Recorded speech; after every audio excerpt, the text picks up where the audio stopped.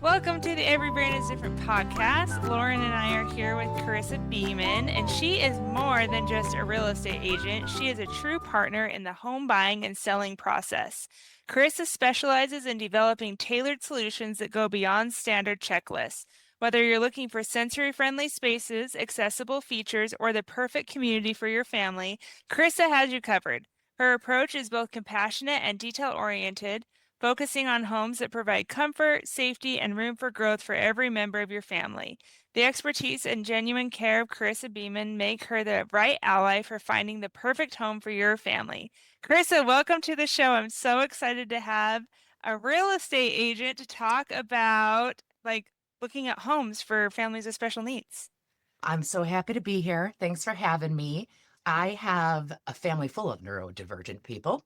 And in my past, I didn't even think that there was a realtor out there that could understand all of the difficulties and struggles I was having trying to schedule showings or being able to get my kids and my animals out of the house and having to schedule things differently and people getting angry at me. And I'm like, I don't like that.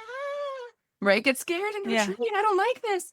So I just kind of created a new niche in real estate where I'm going to be somebody who assists people in the spectrum or a neurodivergence and have the time, patience, and understanding that it takes to help some families find the place or the community that they're looking for. So that's kind of where I came in and was like, I can do this for my community and my family. And I'm just happy to share some of the successes that I've had in looking for spaces and communities that are, I guess, more accepting of our differences and inclusive of our experiences. So I'm happy to be here and happy to share. Thanks for having me have Yeah.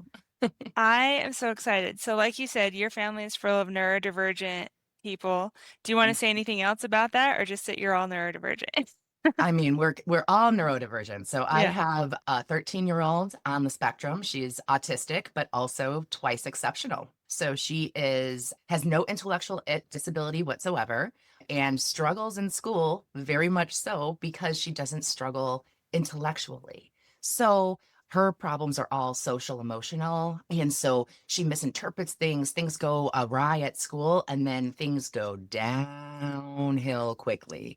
So we have had to find an advocate in our area, in our school system to try to figure it out because we weren't getting the supports that my child deserved because she wasn't struggling in an outward manner, right? She was all internal struggling. So those are things that I had to discover and find on my own how my community could come and support my child in the school system.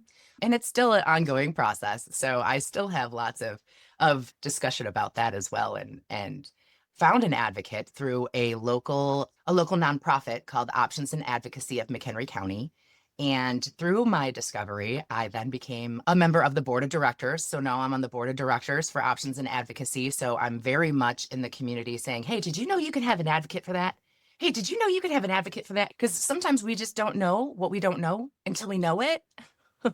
And so Yeah. that non for profit is there to be able to help people like me and you navigate the situations that we haven't been through before. Right. So that's my 13-year-old. I then adopted another child that is also in seventh grade who's 12.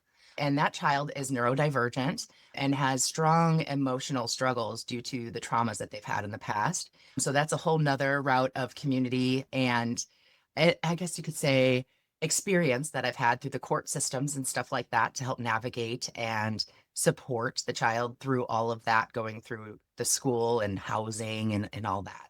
My husband and I are both ADHD. So we were late diagnosed, weren't diagnosed into our 40s, but surprise, surprise, that is how we were so in tune to what our kids were going through as well. So family full of neurodivergence over here. Executive functioning can sometimes be very low, but we keep each other on track. Yeah, yeah, I totally relate to that. That's how my family is. Both my husband and I were diagnosed late, like we're in our 30s and we were just diagnosed within the last couple years. And then all our kids have ADHD and autism. So, yeah, executive functioning, like luckily we're all strong in different areas of executive Mm, functioning and we're like weaker in the areas that other people are stronger in. So like we can help each other out, because if we all had the same executive functioning issues, I don't even not want to know what my house would be like. Isn't that so true? Isn't that so true? I Yeah. like look at my daughter's room and I'm like, oh my gosh, thank goodness I'm the kind that like I am like the doer, doer, doer, doer, doer, doer, doer. She's the one that like needs somebody to help her do, right? I'm like, thank gosh I don't have that one. If we both had that one, then oh my goodness, we would both be drowning in stuff right now. Yeah, yeah, So the exactly. complementary struggles are nice, right? Yeah, yeah, exactly. So Always so. that's how me and my husband are. Like, he struggles with the doing. I struggle with money issues, and I just want to like spend money when I shouldn't. And so Mhm. he is there to be like, whoa, whoa, whoa, let's pull it back. And then I am there for him to be like, okay, let's clean up the house and get things done. So Right? yes, yes, yes, yes. Oh my gosh, yeah. Yeah. I'm also a spender. I can justify any spending. Oh yeah, for sure. You're like, but I need that for some weird reason. It's I'm all in working on it. alignment, right? I mean, Yeah, it's yeah. yeah, this is for this because of this, and it all aligns. See? Yeah, yeah. I can justify anything. But that is not why we're here today. So, But that is part of my negotiation, right? yeah. That Oh, negotiation with awareness, right? yes. Yeah, exactly.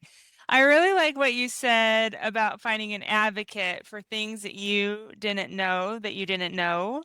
Mm, So there are nonprofits I know in many different areas that help with those things. And so mhm. if a parent is looking for that, I would recommend just looking like on a Facebook group, just asking your local autism Facebook group or local, there's Idaho, like there's one in Idaho that's like Idaho Special Needs Parents and then Idaho Autism Moms. And I'm sure there's other ones in other states. And Well, so you can find okay, so out just that say, way. so what I have found is that it is very important when you're looking in real estate and you're trying to find a realtor that will be more inclusive of your family and find the resources and be more understanding of the differences our families experience. Look into the realtor associations that are in your area. They all have different committees. There's rules committees and laws committees, all that. Well, there's a DEI committee, and hopefully every realtor organization. And to be a realtor, you have to be a part of an organization. So all the realtors are part of all of these organizations.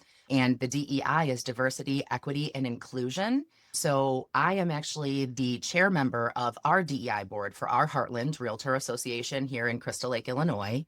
And that means that I am part of changing those rules and speaking for the affordability on the houses and knowing which communities are more inclusive than maybe others, right? So if you look into your realtor association near where you're living, look for the DEI committee, and that will be a spot that will be a good place to start for looking for a realtor that can understand your situations and your, I guess you could say, creative solutions that you're looking for with your family.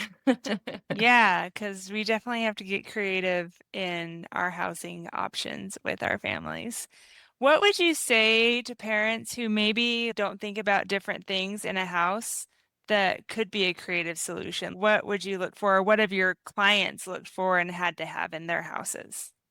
So I can speak about this forever actually, but I will just say sensory friendly spaces. When you walk into a house and you can tell right away that it's not going to work, it is going to be like the places that are next to a train, the places that, have loud horns next to them, maybe a truck stop or something, right? Like those things, I wouldn't even bring my family to go look at those houses. I would vet them ahead of time. So when I'm looking at places, I'm going to say, okay, what are the differences that my family is really experiencing? I like to get to know my families, and everybody's got different brands of neurodivergence, right? So not everybody is sensory to lights. Some people are sensory to sounds, right? So we just got to get to know each other. And then when I'm looking at houses, I will keep those things in mind. So busy streets to cross, right? We're not going to maybe have a family that has a runaway child that likes to flee and escape all the time next to high traffic areas. We would be maybe looking towards a little bit more secluded area. And then walking into a house and seeing that it did not necessarily fit the inside needs that my family was looking for, maybe like less bedrooms than needed or not enough space. Those things are changeable. I have the brain to be able to look at something and see what it can be, not what it actually is right now. And some people don't have that magic ability. I tend to be able to look at something and see, oh my gosh, this is perfect. It's the perfect location, which is in real estate. The number one thing that I recommend everybody really consider is you can change the inside of that house. You can change the outside of that house. You can change lots of things about the house. You cannot change the location of the house. So if you are looking for a house, it's always the right time to buy. Don't worry about any of that other stuff. If you find the right location, if the right, Yes. you can build on top, you can build below, you can raise that house up and put more stuff under it. You can do all sorts of stuff inside the house. But the location of the house is not changeable. So that would be number one advice in our community or any community would be location, location, location for sure. Yeah, that is super important. Hey everyone, Samantha here, and I'm thrilled to invite you to join me for something special, the Parenting Power Hour. This is your chance, parents of neurodivergent kids, to bring your questions directly to me and fellow parents in the room. We're here to help you develop actionable plans that really work so you can finally stop the meltdowns and find peace in your home. As a mom to 3 kids with ADHD and autism, I've seen and been through the challenges too. So trust me, we'll find solutions together that fit your family. Don't miss out on the Parenting Power Hour. It's a free online monthly gathering every second Thursday of the month from 12:45 to 1:45 Mountain Standard Time. Visit everybrainisdifferent.com to reserve your spot today. Also, I don't know how you would do this, and maybe you can speak to this, but knowing neighbors around, if they are inclusive to neurodivergent kids, some kids might be yelling, some kids might make stimming noises or whatever, but I have heard of neighbors that are not so great to have. How would you go about vetting them, I guess? Yeah, absolutely. I have been known to knock on a door or two. So, or 12. I like to get to know my neighbors and not necessarily even where I'm living, right? But if I'm going to list a house for sale, I am knocking on those doors and I'm figuring out who those neighbors are so that I know if I have a neurodivergent family, right, that I can say, all right, I would suggest that you speak to these families, right? And get to know them, right? Because it is important that you do that. Even if you don't have anything specific that you're looking or not looking for, just knocking on your neighbors' doors, if they're potential neighbors, it could be a make it or a break it moment. In real estate, they teach you if you're going to do an open house to let 5 to the left, 5 to the right, and 5 across know. Because your neighbors might know somebody that is looking for a house that they want to have somebody come and live next to them, right? Well, it's kind of like the same thing with the neurodivergent community, right? Is it would be so great if you went and you found somebody that is just like you and your family and you guys could like totally bond on certain things or deep dive on certain things and you live across the street from each other now. Even going to those community resources like non-for-profits that are helping with options and advocacy and stuff like that and see if there's families that you have clicked with that live in neighborhoods and then just make sure that your realtor is keeping an eye on those neighborhoods because you know that you want to get into an area that has people that you already know in it. That would be something that I would suggest is make sure that you have the time to wait. Try not to make speedy decisions if you can, because sometimes if you just give it a little bit more time, you find the perfect spot for you to hive to thrive. That hive to thrive, Beman partners, that's kind of my thing, right? Your hive to thrive.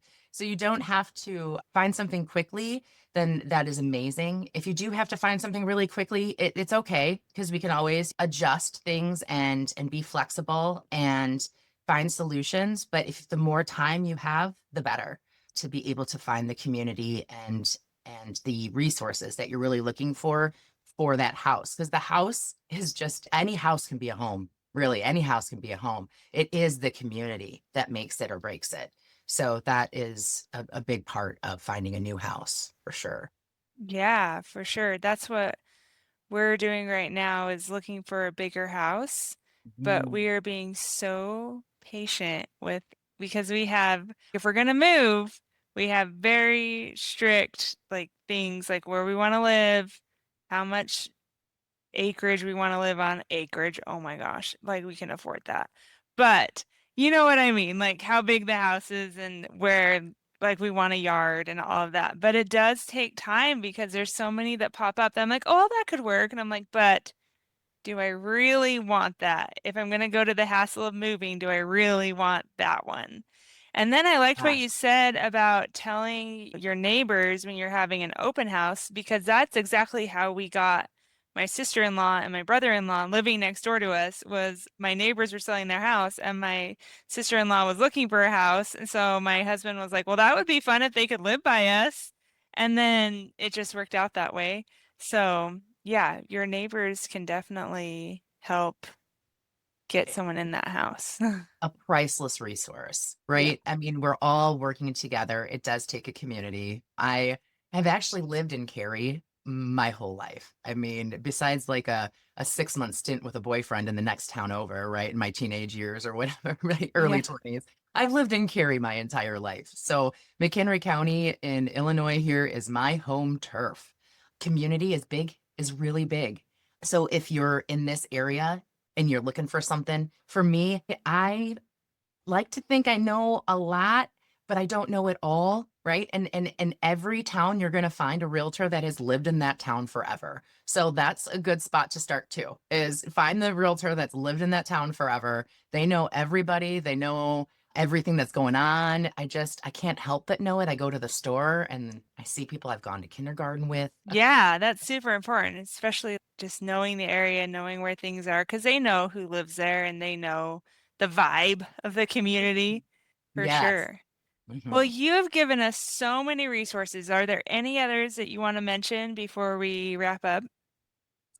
I would just say patience is a virtue when it comes to looking for a house, selling a house. The emotional side of moving is real. It's the biggest thing in my opinion. And in a neurodiverse family, our emotional needs, they get really big and really strong and really fast. So, I would just say give yourself grace, give yourself patience, and your family the time that it needs because things don't have to happen on somebody else's timeline. They can happen on your timeline. And I wish all of you the best of luck in your future endeavors. And if you need anything, I mean, feel free to reach out. Bemanpartners.com is always there for you. If you have a question, I don't have to be in your state to be able to answer a question. So I'd love to connect with anybody at any point in time. And I appreciate you having me on the show. And I look forward to the next time we get to speak. Yeah, for sure. You just answered like the last three of my questions, so that was awesome. Uh, but our last question is, what do you do for fun? Oh my goodness, for fun, I connect with people. I mean, I am a connector. I am a social butterfly. So I am the managing director of Polka Dot Powerhouse chapter, which is a women's professional and personal development social club, I like to say. So I get together with women and hang out and celebrate each other and just have a good time. And then I like to go on little mini trips with my family. There's a place called Great Wolf Lodge. I don't know if I plug that in there. It's so fun. I wait till they're 50% off coupons, go have a night up there. And that's what we do for fun. Indoor swimming in a hotel. Yeah, that's awesome. So I've heard great things about Great Wolf Lodge, and I am in Polka Dot, and I love that. I love Absolutely. that group. So that's how we met, full disclosure to the Full audience. disclosure, But connecting the dots. We love polka dot. I love polka dot. But yeah, well, thank you so much for coming on the show. We really appreciate your time and all the resources that you shared. You definitely shared things that I've never thought about. So I hope it's been helpful to our listeners too. So thank you. Thank you so much. I hope you have a great day. Thank you. Okay, Lauren, what were the highlights? I liked Uh, her saying that location, location, location. But yeah, what were the location highlights for you? location is so key. I think I just don't really appreciate what she does. That is like a niche. But it is something like, these are really important to a family, especially if you are having special needs, neurodivergent, etc. I'm already like thinking like my parents' house right now would not be good for someone with like noise sensory issues because the open layout of it, like it is so noisy. Like you cannot be in the living room watching TV and there's like cooking going on in the kitchen because it's all open space. And so those are like things that you really like want someone to be thinking about like when you are looking for a home. And so I appreciate that she's asking the questions and really vetting houses with the neighborhoods and neighbors. And I think that's really cool. And then I love that we've said this so many times, like we don't know what we don't know. And so there is help out there. There is resources out there. It's just really like finding it. And so I thought she had really good that look for these things in realtors, look at the organizations, like all of that stuff. I think is really great advice. And just know that there is someone out there, an advocate that like wants to help you and your family. So I love it. Yeah, I thought it was really awesome that she mentioned looking into the organizations because I did I not had no know. idea. I didn't know. Well, actually, when she said it, I was like, oh, yeah, that's a thing because somebody else mentioned to look into organizations that the realtors are in, but that was years and years ago when I was looking for a house. And I just totally forgot about it. But I did not know that they had the inclusion, the Mhm. DEI committee or organization, whatever. That's super cool. And definitely, if you are a neurodivergent family looking for a home, I would want someone from who was part of that organization to help because they'll know the things that she knows. Because Exactly. obviously, she can't help you if you live in Idaho or Oregon or any other state beside Illinois. Well, maybe she can. I don't know. She's like dual licensed or whatever, but she can't help everyone. So Yeah. look into that and see who's in your area or just ask like I would go to Idaho Autism Moms group on Facebook and say what's a realtor that you worked with that really knew about the neurodivergent needs. Yeah. Yeah. Somebody out there knows somebody that knows something. Yeah, for So sure. you just got to ask. Yep. But I thought she had great suggestions, so I really Absolutely. appreciate her. And yeah, well, if anyone has any questions, reach out to Carissa or you can reach out to us and we can get the message to her. And thank you all for listening this week. Yes. Thank you.